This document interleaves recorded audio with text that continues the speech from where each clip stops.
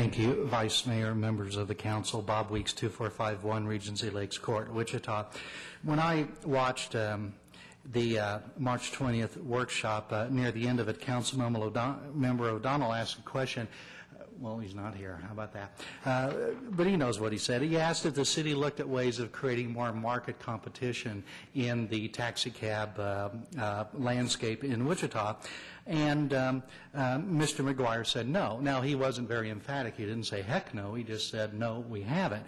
And I think that's part of the problem, is that we in Wichita here, well, our taxicab regulation is fairly light. We don't have a limit on the number of cabs. The medallion cost is reasonable. And, you know, in New York City, in some big cities, it's several $100,000 to get the license to own the taxicab or to operate the taxicab. So the regulation is fairly light, except the regulations on the taxicab companies itself. For example, the requirement of having to have a place of business that's staffed 40 hours a week, a supervisor, and a certain size of fleet, which the city has identified at 10.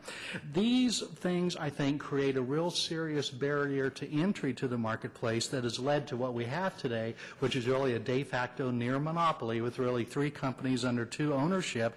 And as a result, I think that's really what left to the reason why we're here today, which is these companies really haven't done that good a job in providing taxicab service.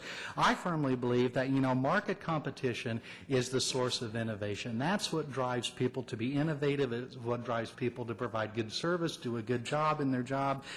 It's not government regulation that does that. So I just really fear that these regulations that we are prepared to perhaps undertake today are not going to help the problem.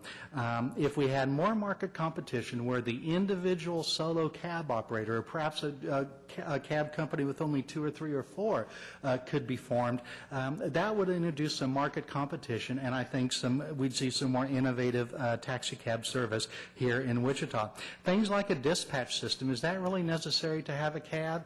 You know, if you don't have a dispatch system, you miss out on the dispatch market, but there's still other markets. You don't have to have a dispatch system to catch fares at the airport or driving around Old Town and downtown and things like that.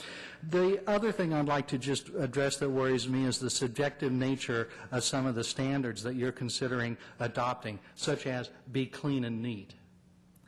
I mean, what is that? And I have a fear that when you have a government regulator who goes and figures out who's clean and neat, and what about their knowledge of things? Did they forget about some event that they should have known about? Whoops, is that going to take away the taxicab license, and will that taxi driver lose his ability to earn a living just because he didn't know about one little thing, or perhaps he's a week or 2 late getting a haircut? So the subjective nature of the standards, coupled with really, I think, the clamping down on entrepreneurship, the perpetuation of monopoly, near monopoly of cab services in Wichita, these are the things I think that are harmful about this proposed ordinance, and I'd be certainly happy to answer any questions. Thank you. Any questions? Thank you, Vice Mayor. Anyone else in the audience like